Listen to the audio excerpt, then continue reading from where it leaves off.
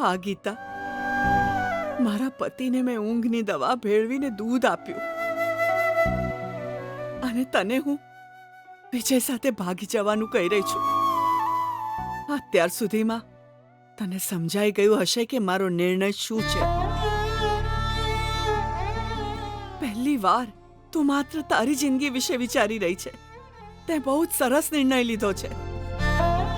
હવે પીછેહટ ના કરતી. કાલે જ્યારે આ વાત એમને ખબર પડશે તો કંઈ પણ થઈ શકે છે, પણ હું સંભાળી લઈશ. જો તારા પ્રેમની જીત થવી જોઈએ. જે વિજયને તે તારા મનમાં સ્થાન આપ્યું છે, તારે એની સાથે જ લગ્ન કરવા જોઈએ. તારી આવનારી જિંદગી સુખ શાંતિથી પસાર થાય. જા બેટા. મમ્મી,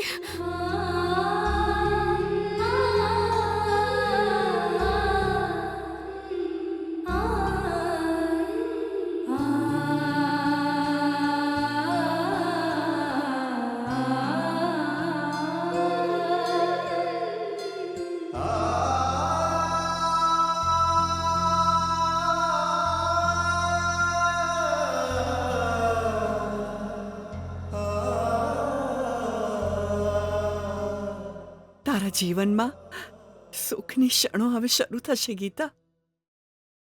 ચાલ. મમ્મી, ક્યાં લઈ જાય છે તું મને? ચાલ. મમ્મી, મમ્મી,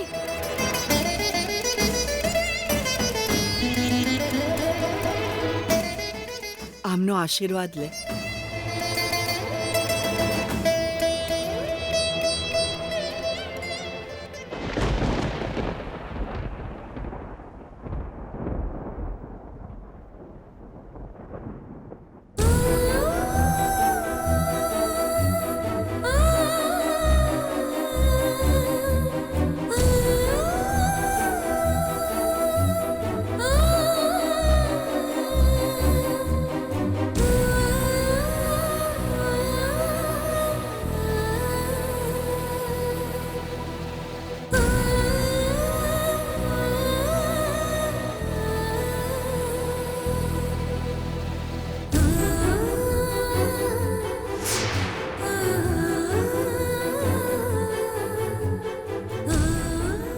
મમ્મી, તું રડે છે કેમ બેટા?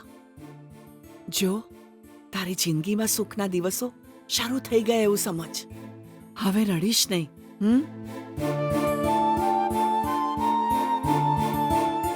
ચાવી ક્યાં છે એવું વિચારી રહી છે ને? મારી પાસે છે. આ જો, મેં એમના ખિસ્સામાંથી કાઢી લીધી છે. ચલ.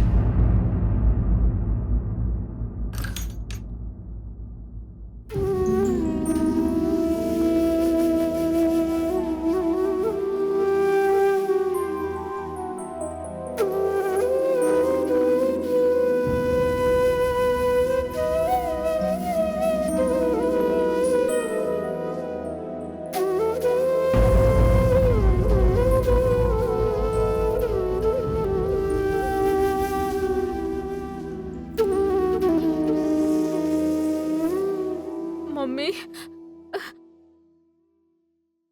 હું શું કહું મને કંઈ નથી સમજાતું. તારા જેવી માં આ દુનિયામાં બધાને મળે મમ્મી. આ દુનિયામાં દરેક માયની દીકરીને સુખી જોવા માંગે છે.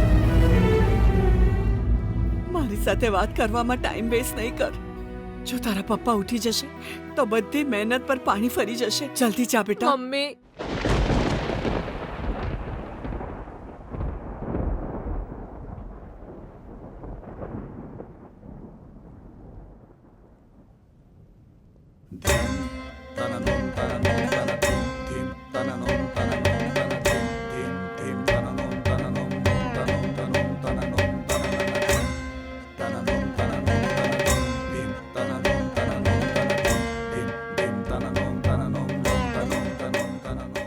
મમ્મી, હું જઉં છું.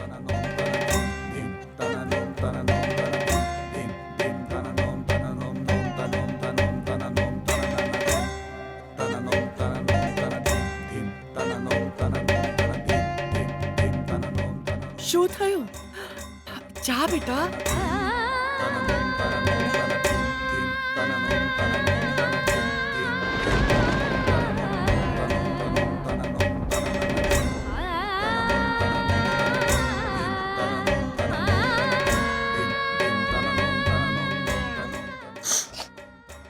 મારો આશીર્વાદ હંમેશા તારી સાથે છે. ડરવાની જરાય જરૂર નથી. હા, પપ્પાનું ધ્યાન રાખજે મમ્મી.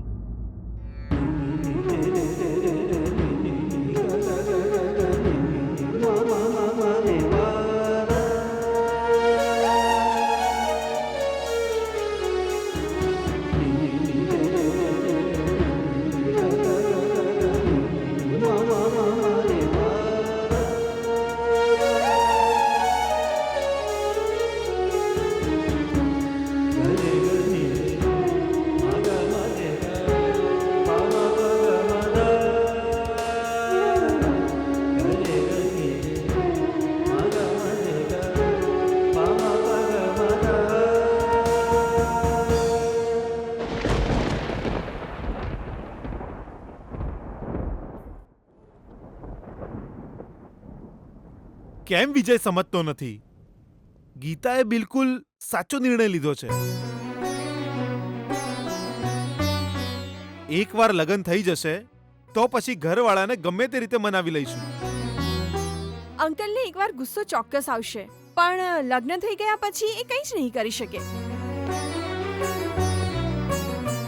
અને આમ પણ વિજય, તારા ઘરવાળાને કોઈ પ્રોબ્લેમ નથી. અત્યારે નકામા વિચારો કરવાનું બંધ કર અને એને મંગળસૂત્ર પહેરાવી દે.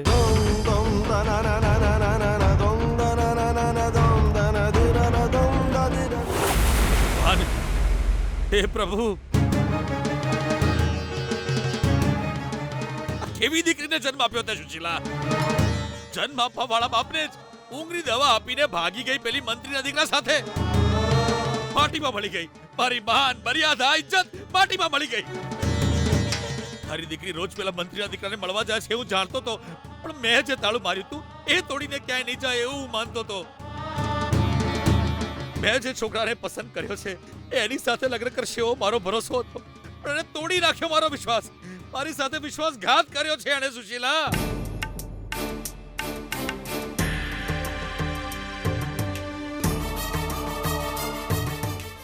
આ શું? દીકરી ઘરેથી ભાગી ગઈ એ જાણ છે તોય શાંતિથી ઊભી છે તું. મતલબ તારી દીકરી પેલા મંત્રી અધિકારી જોડે ભાગી ગઈ એ વાતનો આનંદ છે તને? અરે તારા મોઢા ઉપર આનંદ દેખાય છે ચોખ્ખો. સુશીલા, પી લે, ઠંડુ પાણી પી લે, લસ્સી પી લે, શરબત ઢોચી લે તું. હે ભગવાન, આજે આ ઘરમાં કંકોત્રી લખવાની વિધિ કરવાની હતી આપણે. પૂજા કરવાના દિવસે મારી છોકરી જ ભાગી ગઈ. મારું નસીબ જ ખરાબ છે. થોડી વારમાં મનમોહન સાથે એનો આખો પરિવાર અહીંયા આવી જશે. તે લોકો પૂછશે કે અમારી બહુ ક્યાં છે, તો હું શું જવાબ આપીશ એમને સુશીલા? ને હું શું મોઢું દેખાડીશ એમને? હે ભગવાન, આવી દીકરી કોઈ મા બાપને ના આપતા તમે. જી જી, મારી વાત સાંભળો ને. એક કાન નીચે મારી સટ્ટરીને. તારી ને એની વાતો સાંભળીને જ આજે મારે ઉલ્લુ બનવાનો વારો આવ્યો છે. અરે કોઈ પુત્ર સગા બાપ જોડે આવું કરે? તને તો બધી વાતની ખબર હતી ને, તો એકદમ ભોળી બનીને મને કોઈ નથી ખબર એવું નાટક કરતી હતી ને તું. તારી દીકરી ધોળા દિવસે ભાગી ગઈ છે એનું સહેજ પણ દુઃખ તારા મોઢા પર નથી દેખાતું. હે ભગવાન, હે મુરલી મનોહર, એક દીકરીને જન્મ આપ્યો એની આટલી મોટી સજા કેમ આપી તમે આ બીપી વૈષ્ણવને? હે પ્રભુ.